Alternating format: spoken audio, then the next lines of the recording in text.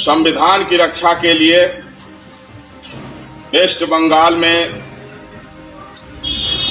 जो हिंसक प्रदर्शन हो रहा है वो हिंसा बंद हो, पीड़ितों को न्याय मिले और वेस्ट बंगाल में राष्ट्रपति शासन लगाने की मांग को लेकर के आज हमने भीषण प्रतिज्ञा किया है।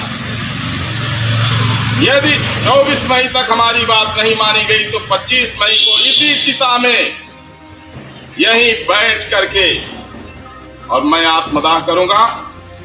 आज सभी देशवासियों के सामने मैं चिता लगा करके और अपने राष्ट्र की रक्षा के लिए, देशवासियों की रक्षा के लिए, संविधान की रक्षा के लिए, इंसानियत और मानवता की रक्षा के लिए आज मैंने ये भीष्म प्रतिज्ञा लिया है।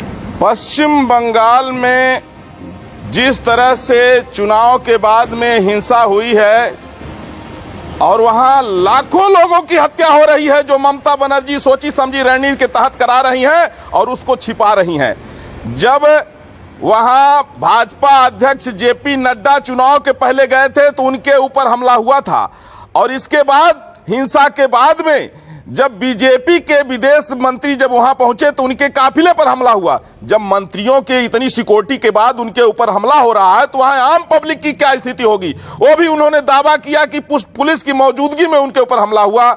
यह निश्चित रूप से जिस तरह से कलकत्ता किलिंग हुई थी और 16 अगस्त 1946 में जिस तरह से जो है तो कलकत्ता किलिंग हुई थी, डायरेक्ट एक्शन डे जिसका नाम दिया गया था, आज उसी तरह से वही हालात वेस्ट बंगाल में पैदा हो गया है। इसलिए मैं वहां वेस्ट बंगाल में राष्ट्रपति शासन लगाए जाने की मांग करता हूं। मैं जगत गुरु परमहंस आचार्य पीठ तपस्वी छावनी राम घाट अयोध्या से आज मैं शपथ लेते हुए मैंने ये चिता लगाया है कि यदि वेस्ट बंगाल में 24 मई तक राष्ट्रपति शासन नहीं लगाया गया तो संविधान की रक्षा के लिए, इंसानियत की रक्षा के लिए, मैं धर्माचार्य होने के नाते मैं ये तो कानून को हाथ में नहीं ले सकता हूं।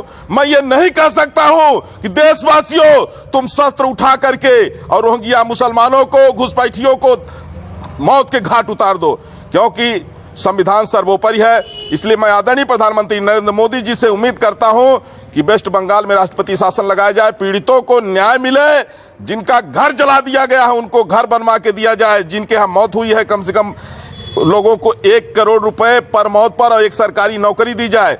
और वहां के जो हालात हो गए हैं, ममता बनर्जी ने चैलेंज किया था खेला होबे, और जैसे ही जो है तो इलेक्शन जो है खत्म हुआ, खेला शुरू हो गया और वहां जो हुआ है वो कलकत्ता किलिंग की तरह है। जैसे देश के पार्टीशन के समय में कलकत्ता में एक तरफ से नरसंहार हुआ था जिसका डायरेक्ट एक्शन डे नाम दिया गया था, आज वही हालात वेस्ट बंगाल में है। और अगर इस पर मोदी जी एक्शन नहीं लिए तो फिर जिस तरह से जो है देश का पार्टीशन उस समय हुआ था वही हालात वेस्ट बंगाल में लोगों ने पैदा कर दिया है।